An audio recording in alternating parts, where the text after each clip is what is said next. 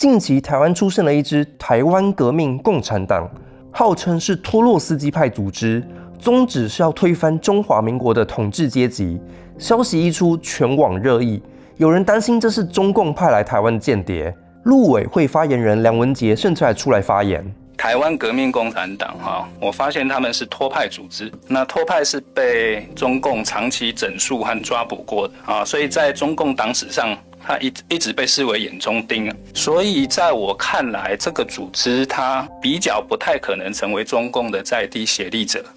到底什么是共产主义？什么是马克思主义？现在的中国是马克思所说的共产主义吗？要理解共产主义，最好的方式就是去看马克思说了什么。今天这支影片，我们就来谈谈马克思的共产主义理论。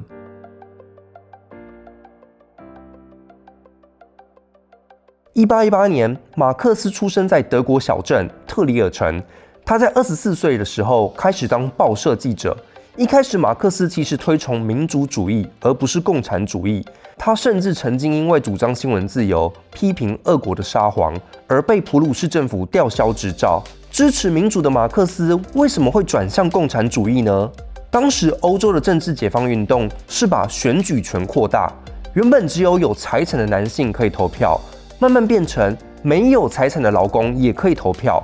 但是马克思慢慢察觉到，只有政治解放是不够的，因为就算老百姓可以参与民主投票，他们的生活条件也不会改善啊。为什么呢？因为生活上的食衣住行都是资本主义的经济活动，所以只有政治上的民主是不够的，连在经济上也要民主化，这就使他转向了共产主义。马克思在他早年的作品《巴黎手稿》中，首次给共产主义下定义，说它是一种人道主义原则。生而为人对自由的渴望被资本主义社会压抑了，为了实现人的全面发展，必须废除私有财产制，这就是共产主义。这里我们要先厘清一下什么是私有财产。很多人会混淆私有财产，以为是个人财产。私有财产指的是私人用来雇佣他人劳动的资本。如果你的户头里有几千万，这些都只是你的个人财产。只有当你把这几千万拿去开公司，聘人来工作，才变成是私有财产，也就是资本。所以很多人以为共产主义是要劫富济贫，这是错误的迷思。共产主义要改变的是私有财产的制度，而不是要瓜分你的个人财产。那为什么私有财产制是一个问题呢？资本家提供资本，创造工作机会，不是很好吗？当时19世纪英国工业革命起飞，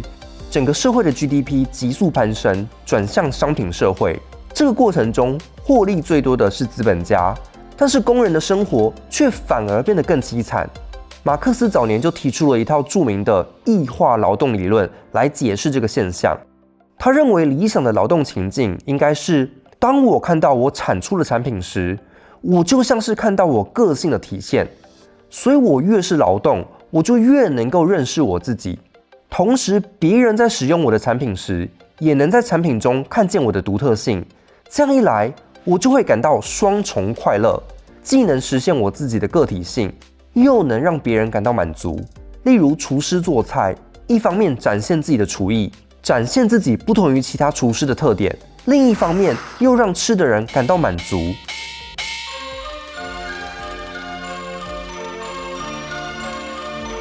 但在资本主义社会里，劳动却没办法让人看见自己，也没办法让他人满足，因为我们的工作都是异化的。什么叫做异化？就是明明应该是属于我的，却变成了异于我的存在，离开了我，甚至反过来对抗我。例如，员工在公司里不能决定要做什么，而是老板决定你应该要产出什么。这导致很多时候我其实不想做，却被老板逼着做。所以产出来的东西根本就不能反映我这个人的特点，这就是一种异化。还有一种情况是，劳工产出的产品是属于资本家的财产，所以资本家有绝对的掌控权。这就造成一个诡异的现象，有时候你明明是创作者，却不能够使用自己的产品。例如很多演艺人士的创作，著作权在经纪公司手上，导致他们没有公司的授权，就不能唱自己创作的歌，甚至还会反过来被公司提告。这就是一种异化，明明是我自己辛苦劳动的成果，竟然成了对抗我的力量。但是资本家为什么要这么做呢？因为资本家的目标只有一个，就是累积更多资本，赚取更多利润，而不是要让劳工感觉到自我实现、有成就感。所以资本主义体制必然会造成异化劳动，而所谓的共产主义其实就是超越这种异化的状态。所以马克思说，共产主义不是一个发展的目标，你不用去追求让社会变成共产，而应该要追求让社会去除异化。只要一个社会越少异化劳动，它就越接近共产主义。当今世界上最少异化劳动的是北欧的高福利国家，他们透过工会集体协商、税收重分配的方式，把劳工被异化的部分给拿回来。如果一个国家自诩为共产社会，却强迫劳工工作，产生异化劳动，那就不是马克思所想要的共产主义。马克思的这套异化理论，其实是受到当时一位哲学家费尔巴哈的启发。费尔巴哈认为，宗教就是一种异化现象，因为神、上帝这些都是人创造出来的概念，但在被创造出来后，竟然变成独立于人类的存在，而且还反过来奴役人类。人要在神面前跪拜，神变成比人更伟大的存在。马克思把这套异化理论用来解释资本主义，资本主义就很像一种宗教，劳工是信徒，一直生产出产品去供养公司，但他生产的越多，自己拥有的却越少，因为这些产品都是资本家的财产，所以劳工会误以为是资本家创造了社会的财富，而没有意识到其实整个社会的财富都是劳工创造出来的。同样的，在神学里有许多用来描述上帝的字眼，像是爱、正义、慈悲，都只是人类自己渴望的理想特质，只是因为在现实社会中得不到，才去构想出一个天堂、彼岸世界来满足自己。所以神学其实不是在研究上帝，而是在研究人类自己。神学的秘密就是人类学。马克思的理论就是要把焦点从天国转向人间，去批判人间为什么会这么痛苦，让人类渴望透过宗教来止苦，而这个痛苦的根源就是资本主义。这就是为什么共产主义是无神论，因为马克思认为宗教是人类的自我异化产生的，当人类不再感觉到异化，就不需要寄托来世的解脱，宗教自然就会消失了。所以共产社会要做的是消除异化，而不是去打压宗教。如果一个社会刻意打压宗教，它就不是马克思所说的共产主义。早年的马克思是从哲学角度构想共产主义，但是到了1848年，马克思开始从政治改革角度思考共产主义。因为当时欧洲出现各种革命运动，支持共产主义的团体，其中一个最著名的叫做正义联盟，不是那个正义联盟。这个联盟委托马克思跟恩格斯来起草纲领，这份纲领就成了后来的共产党宣言。这份宣言后来被翻译成全球200多种语言，连行政院副院长郑丽君都曾说这是他最爱的书。喜欢的科学家马克思最喜欢的一本共产党宣言。那到底共产党宣言讲了什么？马克思在这里提出了一套历史唯物论。他说，如果我们去看过往的人类历史，我们就会发现一个规律：一个社会的发展，很大程度上取决于科技生产力水平。使用手工坊就会带来封建领主的社会，使用蒸汽机就会带来工业资本家的社会。而资本主义是人类史上推动科技生产力最快的一股力量，所以马克思其实很赞扬资本主义带来的科技进步，这是他认为应该保留住的优点。但同时，他也看到资本主义的缺点，就是在全球化的过程中，世界各地都被迫打开市场，搞经济开发，破坏了社会原有的秩序，整个社会都变成了2个阶级：资产阶级跟无产阶级。这里解释一下什么是资产阶级。很多人以为银行里有大笔存款就是资产阶级，但资产阶级的定义是掌握生产工具的人，像是掌握公司、工厂、土地、科技专利，这才算是资产阶级。如果你只是有几张台积电的股票，而没有掌控台积电的生产工具，你就不是资产阶级。因为你要掌握这些东西，才能够聘请劳工来帮你生产，也才会产生剥削的关系。假如你是一位有良心的资本家，掌握生产工具却不剥削你的员工，在马克思看来，你的公司迟早会被市场竞争给淘汰，因为那些剥削员工的企业可以把成本压得更低。所以马克思说，资产阶级必然是剥削无产阶级的。在指出资本主义所带来的优点跟缺点之后，现在马克思很惊人的说，共产主义实现的可能性就藏在资本主义的优点跟缺点里。因为一方面，资本主义创造大笔财富、高科技，但同时它也助长世界各地的通讯交流。世界各地被剥削的劳工会慢慢意识到，他们虽然处在不同国家，却都一样过着社畜的人生。这时候，阶级意识就会取代民族意识，没有什么美国人、印度人、德国人，大家都是被剥削的劳工阶级。所以马克思说，工人无祖国，这就是资本主义跟过往的封建奴隶社会不同的地方。古代的社会虽然也有压迫，但只有资本主义的压迫是国际化的，因此它创造了一个普世、不分国籍的阶级。只要资本主义继续无止境的剥削，全球的劳工一无所有的时候，他们觉得没有什么好失去的，就会上街革命了。而当世界各地的劳工联合起来的时候，就是共产主义要实现的时候。所以马克思说，是资本主义创造了自己的掘墓人，意思就是反资本主义的力量其实是被资本主义创造出来的，是内生于这个体制的。只要资本主义继续存在，反资本主义的力量也会继续存在，这两者是相生相克的。当时欧洲1848年革命时，马克思就心想，共产革命快要实现了，所以他列出了10点共产社会的实践纲领。第一，废除土地所有权；第二，开征高额累进所得税；第三，废除继承权；第四，没收叛乱分子的财产；第五，把信贷权力集中在国家手上；第六，通讯跟交通运输产业集中在国家手上；第七，由国家掌握工厂，依据国家计划来开发土地；第八，实现普遍的劳动义务制；第九，人口不要过度集中在都市，要削减城乡差距；第十，实施免费的义务教育，禁止童工。我们会发现，这里面提到的好几点，其实早在当今多数国家都实现了，像是累进所得税、降低城乡差距、实施义务教育、禁止童工。这些我们今天视为理所当然的事情，其实是过往的社会主义运动争取来的，我们今天才能够享有比较好的待遇、劳动条件。如果你坐时光机回到19世纪，你可能工作没多久就过劳死了。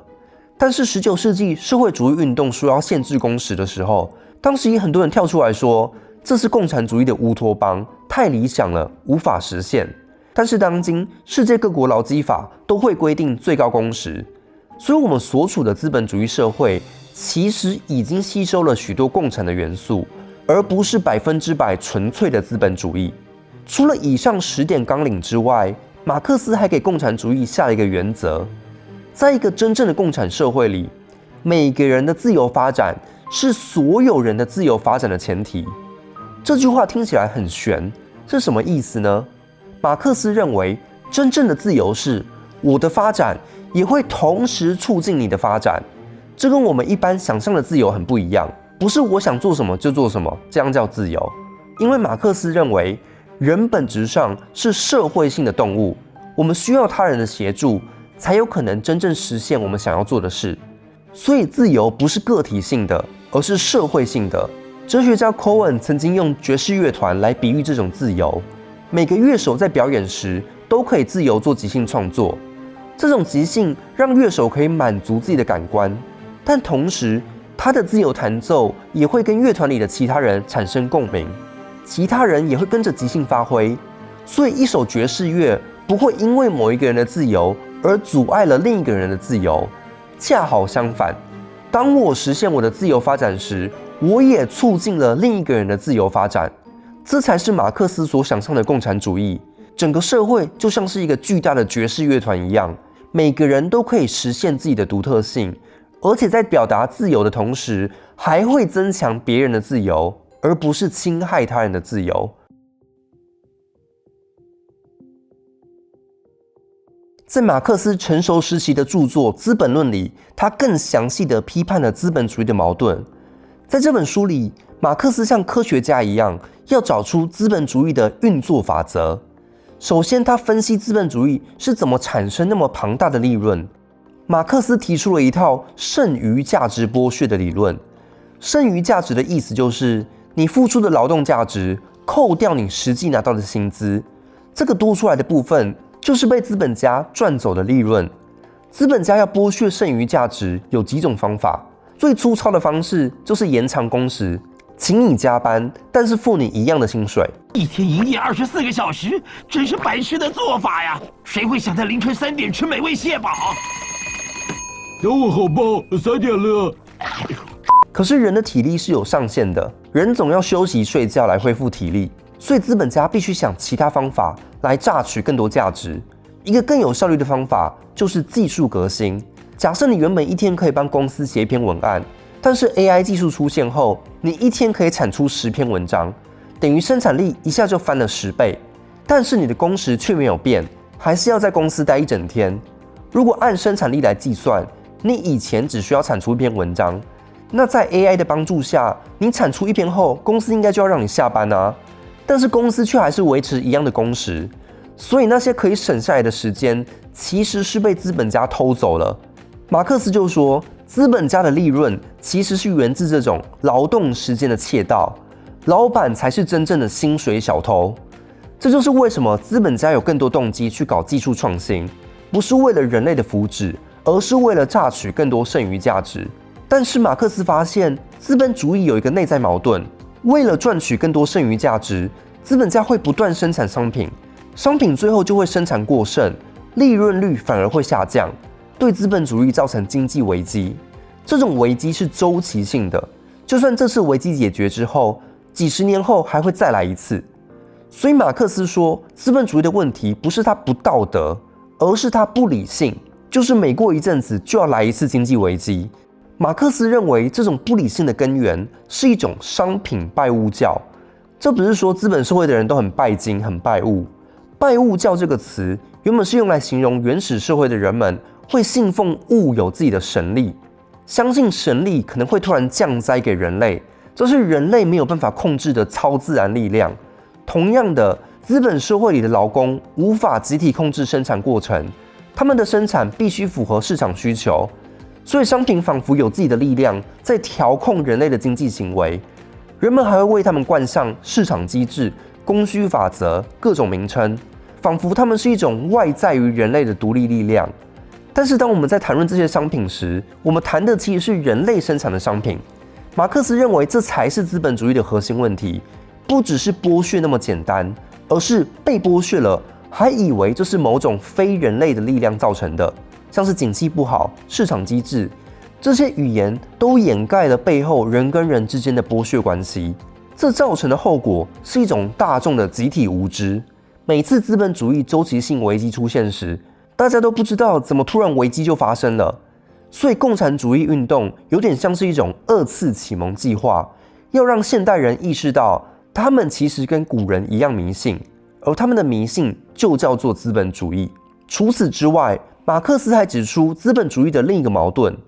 就是他很喜欢宣称自己是最有效率的，但是他的组织方式其实非常压抑人类的能力。例如，为了提高生产效率，企业都会采取专业分工，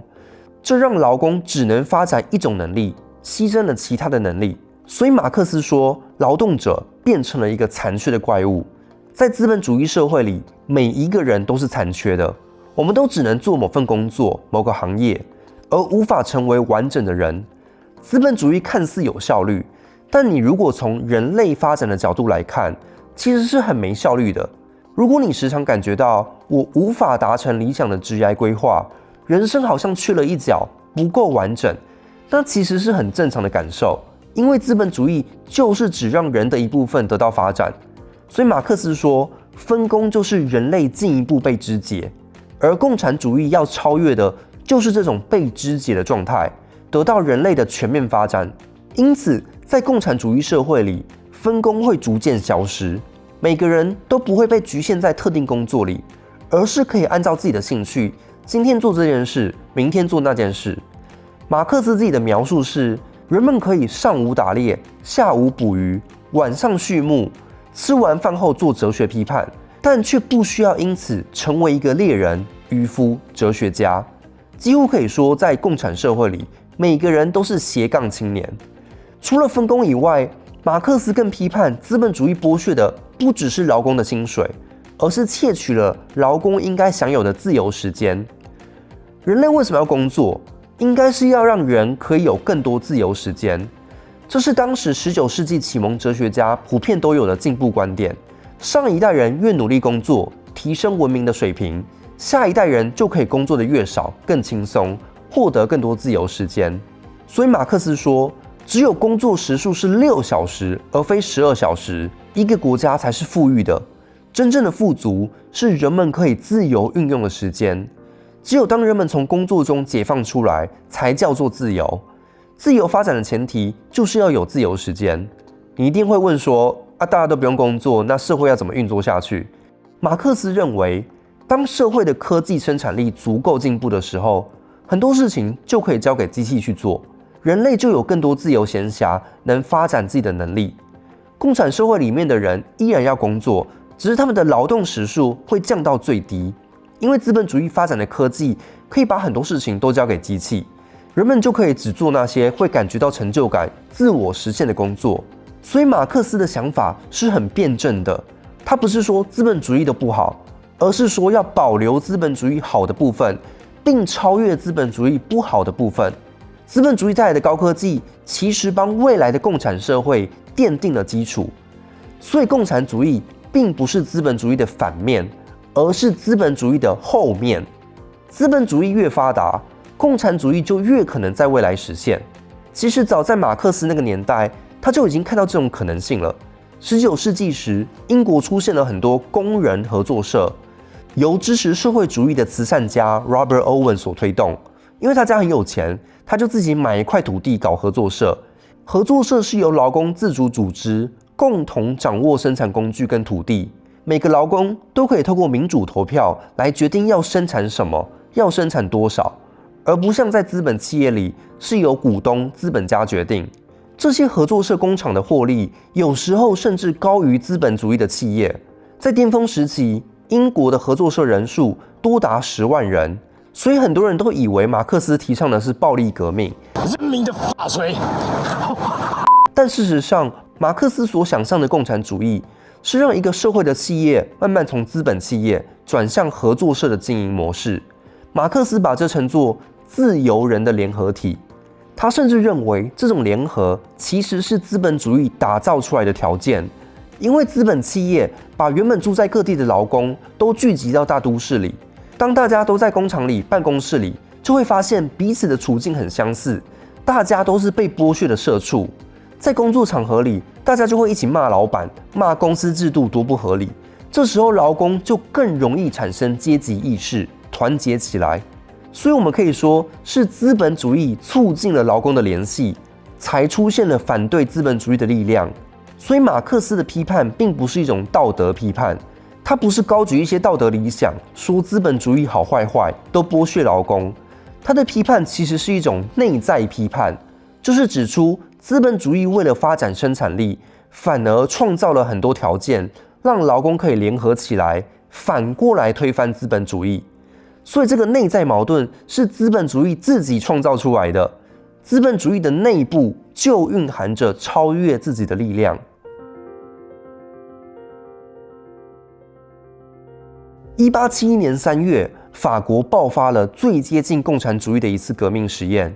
法国工人创建巴黎公社，把当时巴黎的工厂全都变成合作社，禁止晚上加班，按照共同计划来管理国家的生产。马克思认为这场实验是具世界史意义的全新出发点，这反映出马克思心里想的共产并不是中央集权，而是分权的模式。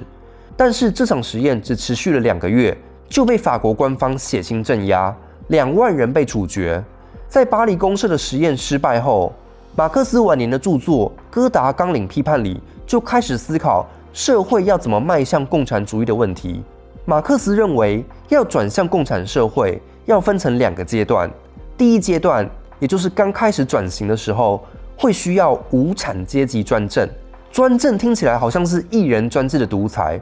但马克思指的是整个无产阶级集体决策来取代国家，就像巴黎公社一样，是一种民主多数决。但是马克思没有仔细解释这个字是什么意思，导致后世的共产政权会用这个字借此来合理化专政集权的统治。马克思认为，在刚转型的时候，社会一定还会残留很多资本主义的痕迹弊病，所以劳动分工还会存在于社会上，人们的工作会是按劳分配，按照你付出的劳动力来给予奖赏，因为这是资本主义的劳工比较习惯的做法。这个阶段就是所谓的社会主义。社会主义指的是在资本主义过渡到共产主义的中间期，但是到了第2阶段，劳动分工就会逐渐消失，不再会有些人只需要动脑，有些人的工作只需要动体力。社会的生产会根据一个原则，就是每个人各尽所能，各取所需。各尽所能的意思是，比较有能力的人会愿意做比较多的事；各取所需的意思是，有需要的人就可以取用比较多的产品。这听起来好像是很理想的乌托邦，但事实上，我们每个人早就都经历过这样的共产原则了。你想想看，在家里煮饭、做家事的时候都是怎么分配的？没有人会把市场经济的原则拿到家里面。你不会说，妈妈今天煮饭，吃越多的人要付越多钱。通常都是谁想吃什么，大家就会让他吃多一点，这就是各取所需。还有做家事的时候，每个人都会按照自己擅长的事情去做，这就是各尽所能。换句话说，每个家庭的运作其实都已经是共产主义了。人类学家 David Graeber 把这称作日常共产主义。问题只是在于要怎么把这个原则从家庭扩大到整个社会。马克思晚年的看法是，并不存在一个统一的转型原则，因为不同社会有不同的转型方式。例如在当时的英国、美国、荷兰，马克思认为工人可以透过和平手段推动革命，但是在德国，如果没有经历过一场革命，就不可能摆脱军事专制制度。在某些地区，马克思也会支持暴力革命，像是当时爱尔兰受到英国殖民剥削，爱尔兰独立运动人士不得不使用暴力抗争。马克思还跟国际工人协会说，支持爱尔兰独立是当前最重要的事情。在马克思过世的前几年，他对共产主义的思考出现了一个转向。当时俄罗斯帝国出现革命分子要推翻帝制，但是当时俄国还处于农业社会，没经历过工业革命。根据马克思的理论，共产革命只会出现在资本主义最发达的地区，像是当时的英国、法国。所以俄罗斯革命分子就写信问马克思，俄国革命推翻帝王之后，是否一定要先经历过工业化，才能转向共产社会？这个问题对俄罗斯人来说很重要，因为当时的俄罗斯还有许多地区保有农村公社的制度。这种公社是土地共有，农民集体自治，像是小型的共产社会一样。但是如果俄国要先发展资本主义，就意味着要解散这些公社，把农村都转型成工业经济。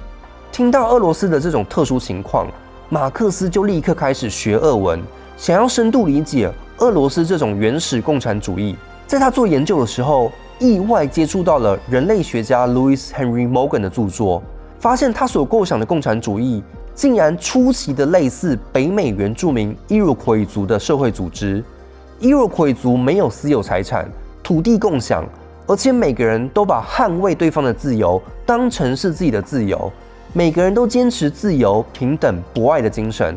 这让马克思开始产生一个新的思考：会不会他所追求的共产主义，其实就是人类曾经拥有过，但后来被资本主义摧残殆尽的生活？所以马克思在死前就写信给俄罗斯的革命家 Zasulich， 说：我过往的理论都只能用来解释西欧社会的情况，因为西欧已经走上了资本主义，没有回头路了。但是欧洲以外的社会如果还保有原始的共产形式，那这可以成为未来共产主义的起点。这可以说是马克思死前重大的理论转变。他不再认为社会一定要先被资本主义摧残过，才能够走向共产主义。因为西方社会是靠大规模的剥削殖民才发展出高科技，其他社会其实不用重蹈历史的错误，而是可以直接引介西方的技术成果，同时保留住农村社会、原住民社会的共产形式。马克思并没有说我们要回去过农村原住民的生活，而是说共产主义将是在资本主义之后更高层次的复兴人类曾经拥有过的平等跟自由。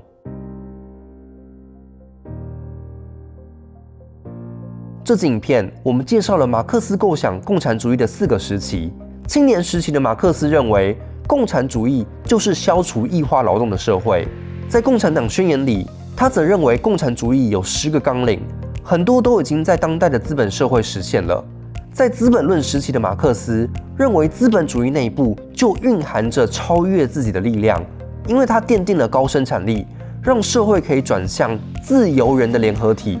所以共产主义不是资本主义的反面，而是资本主义的后面。晚年的马克思则认为，农民社会、原住民社会里所保有的共产形式也值得我们学习，可以成为未来共产主义的模型。我们会发现，不管在哪一个阶段，马克思都很少说明到底共产社会应该要长什么样子，反而更专注于批判资本主义所造成的压迫。马克思也很少提到在革命之后社会要怎么运作，这就造成了许多后患。因为马克思没有明说，所以20世纪许多共产政权走向了独裁体制，还可以继续标榜自己是共产主义，导致共产主义跟独裁被画上了等号。所以下一集影片我们就来介绍马克思死后，马克思主义是怎么发展的？为什么许多共产革命最后都走向了专制集权？苏联、中共是马克思所说的共产主义吗？还有在21世纪，我们又要如何思考共产主义？留言加分享这支影片的脸书贴文，就可抽《马克思与马克思主义》一本。如果你想知道更多关于马克思的哲学，我最近在好好开了一门超级歪的哲学训练课，欢迎你点击影片下方资讯栏连结。这门课程设计也参考了法国高中哲学教育的课纲，也会引用大量的电影、日常生活案例，让大家不会觉得哲学是难以亲近的知识，而是与我们每个人日常生活息息相关的。从日常辩论的技巧，再到人生的价值选择，哲学都是拓展我们视野的软实力工具。如果你是常常收看超级歪频道的观众，也非常适合这门课。我会带你走过哲学史上的重要思想流派，古希腊哲学、德国古典哲学、批判理论、精神分析、存在主义，让你可以进一步系统性的学习哲学。